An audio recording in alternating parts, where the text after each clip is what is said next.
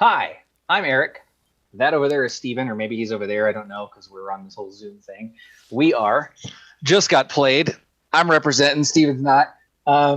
Tonight, well, I guess not really. Tonight, both Steven and I independently played Red Rising by Stonemaier Games.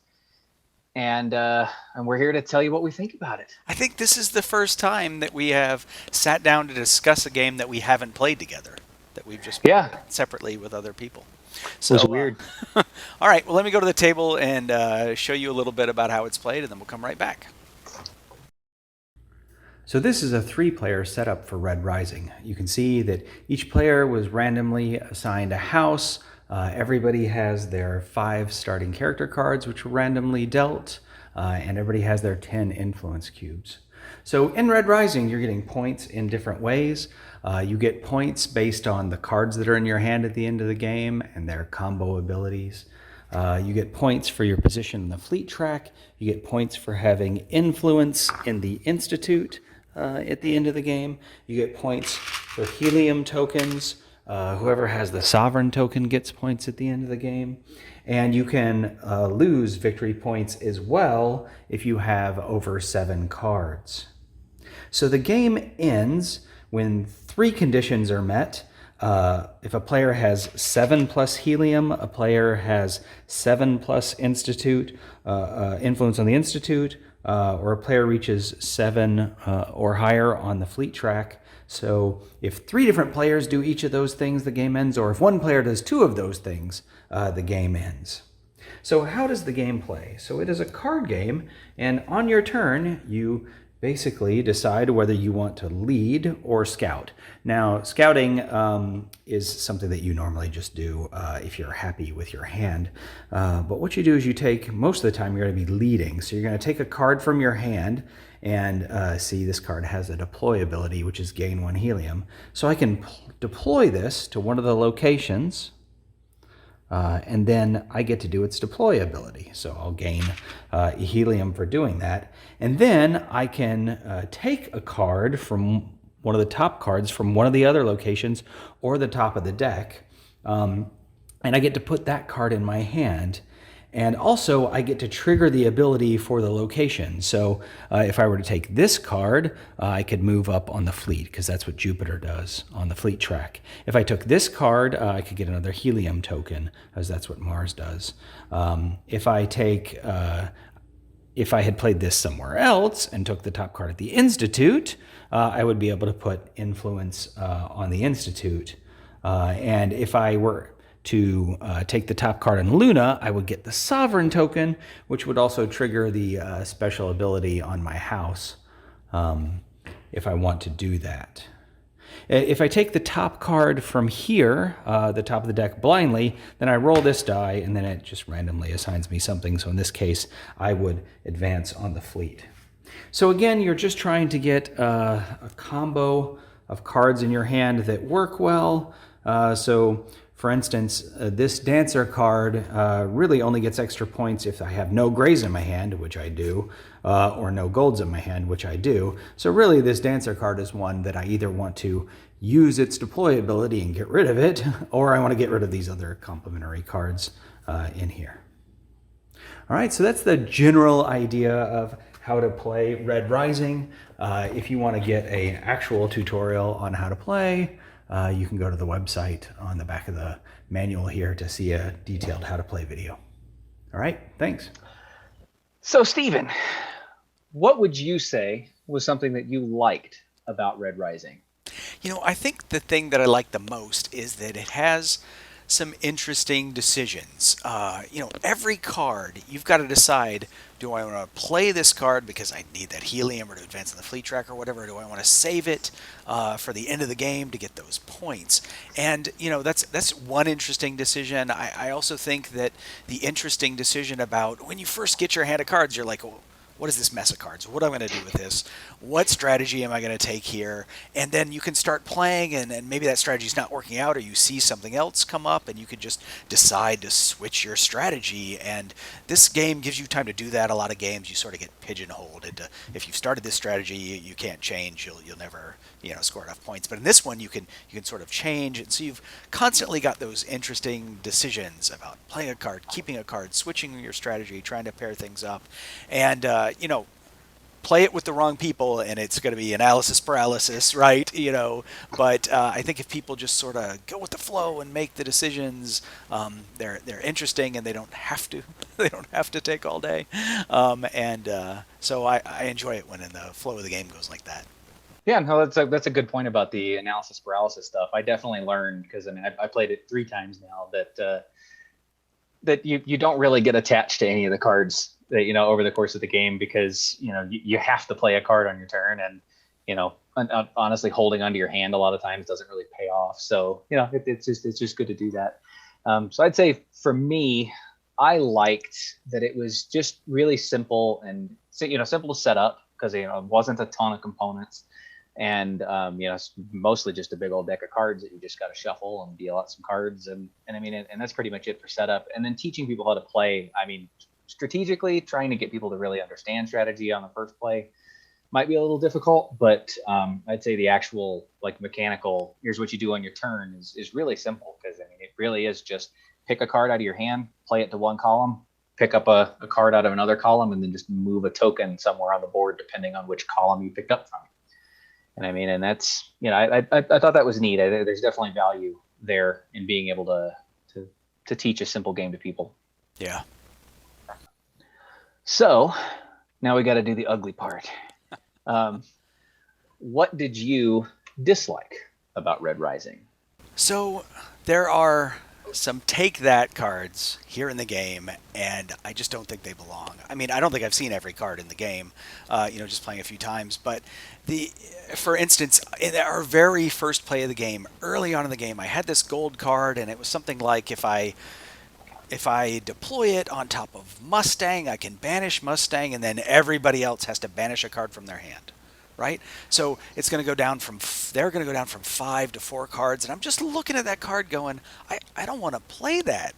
This game is new to all. This is a 3-player game, and this game is new to all 3 of us. I'm going to play this card. These people are going to hate this game. They're never going to want to play it again, right? It's just going to be mean. And and then another time when I was playing, there was a card, and it was like, hey, you if you don't have a red in your hand, then lose a helium.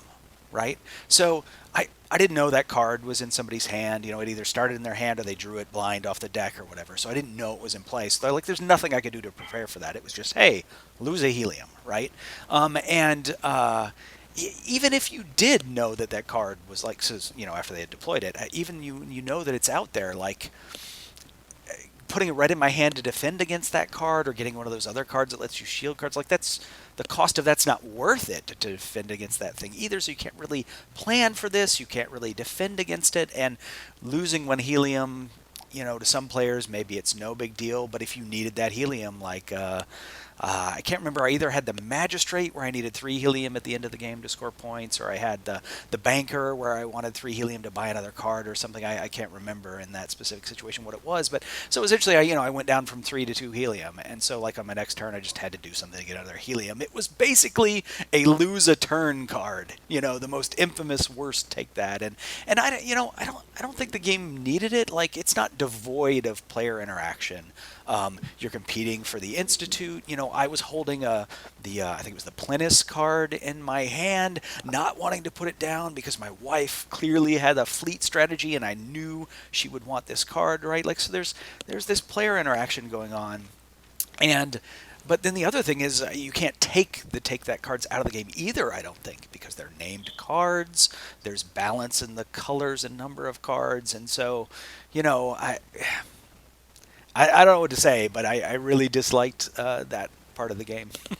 I can agree to that, especially as somebody who was on the receiving end of that of the last game, and I'll use that as the thing that I dislike. I'll kind of riff off of yours there. I felt like there was it was too difficult to do poorly at the game, and also simultaneously too difficult to do really, really well at the game. And I think that's by design. But everybody's scores, all three games that I've played, have been really close to each other. And I found that across the games, the deciding factor was really who had the most cards in their hand. Because, the tokens that you're moving up the tracks, everybody gets points. You're either putting a cube on the Institute, or you're moving up the fleet track, or you're picking up some helium. Everything's really just going to get you some points as you move up those things. I mean, there's definitely sort of an exponential growth on some of those. So like really committing to one is a good strategy, but typically everybody kind of commits to one and then starts kind of putting their eggs into the other basket. But I just, having more cards was really important, and there was a lot of randomness in whether you got those cards. In all three games that I played, I never ever got a card, never got an opportunity to get a card, because there wasn't one on the table for me to pick up, and I didn't start with one in my hand or top deck one that gave me the ability to get more cards. I finished with 5 cards for 2 games, and then I actually received to take that, where I ended with 4 cards in one game. And losing cards sucks. And all the cards that you have are all roughly the kind of the same point value. I mean, some of them are a little bit more dangerous to hold on to than others, but there are lots of other good cards in the game that kind of help mitigate those strategies. Because what's the grays can count as any color, and what's the other color that oranges can count as a named card, something like that. So the game's pretty well balanced in trying to make it so that way you don't get completely shafted by the randomness of the deck draw. But number of cards I think is really important. And I maybe I'm just super unlucky, but I got shafted by that pretty hard. Yeah, see, and that's I just didn't like it. Like, I don't know if you got unlucky or if I got lucky, because in our plays of the game, we didn't have trouble getting cards. There were plenty of golds out that gave us opportunities to get cards. I mean, this last game we ended, I had 7 cards, another player had 7, my wife had 8, right? And yeah. So I didn't feel like we had trouble getting cards, but I think that's part of. There's so many cards and so much randomness. You don't know what's going to come out. It's almost like a 504 type game. You don't know what game you're going to get just based on the Oh, for sure. Things that are in there. This game. Just another little minor thing too. You talking about the different card colors and things. The very first game that I played, maybe I just didn't read the rules well enough, but I didn't realize that the distribution was, I think it's like 21 golds and then like 7 of every other color. But like, I had a gold card in my opening hand. It was like, you need a blue card for this card to get bonus points, and I never saw a blue card the entire game. And I was like, and I just figured that it would be. Be lucky enough to see one, but it was crazy. Over the course of an entire game, I never ever saw one. And there was one in the whole game, and somebody had it in their starting hand and held it for the entire game. Well, I had a similar thing happen where I had a red in my hand who would only score a bunch of points if I had another red in my hand, and I was sort of hanging on to her. I forget her name, the character, and but I never saw another red, and then maybe halfway through the game or whatever, I was just like, well, I'm just going to ditch her and do something else. And then after I played her, somebody picked her up and then played some other red that comboed off having 2 reds in her hand or something, right? So reds were out there and they eventually showed up, but I kind of felt like I give up, right? There's no red. I give up. Yeah, but I mean that kind of goes back to your point on your like too, that you said that the game, because you don't get tied to certain cards, and and at some point you can just abandon your strategy and then just do something else. That can be nice, that you don't lock yourself into that strategy. Because I mean, really, at any point in that game, I could have just gotten rid of that gold card I had and just gone, all right, well, I'm never going to see a blue later, and it wouldn't have affected it very much. And maybe that kind of plays into the thing that I didn't like about it too, which is that the scores are all pretty close to each other, so it's kind of hard to do poorly. You talked about that, and we that can be good. We did have close scores. I mean, I mentioned in that last game where my wife had 8 cards and I had 7. So we tallied up the scores, and I thought she had won because she had 328, and then I realized we had to subtract her 10 points for having that 8th card, which took her down to 318, and I had 322. Oh, dang. But You yeah, got some high scores. yeah. Well, hey, we're good. What can I say? No, but well, when you've got 8 and 7 cards, right? But there was another game where there was a 100-point difference between the person who won and the person who lost, and Oh, wow. I think that was just because the other person was their first time playing, and I'm not sure they fully understood everything that was going on, And they also had the series house, which actually starts you with an extra card, but their their sovereign token power. Their house ability is not very good. It's like banish a card or something, which I basically rather have any of the other abilities in there. So, our first game, the series player won because she managed to get all the cards that gave her more cards, and that ability to toss cards out at the end was pretty big. That way she didn't end with 8, but yeah. I mean, I think it's pretty well balanced. I think in the fact, like I mentioned, all the randomness and that everything can be different, or etc. But I feel like everybody, sort of has a chance to win. So, yeah. Oh, absolutely. Yeah. Well, that was Red Rising. Our opinions on it. Again, we are Just Got Played. That is Steven. Maybe he's over there. I'm not sure. I'm Eric. And thank you for watching.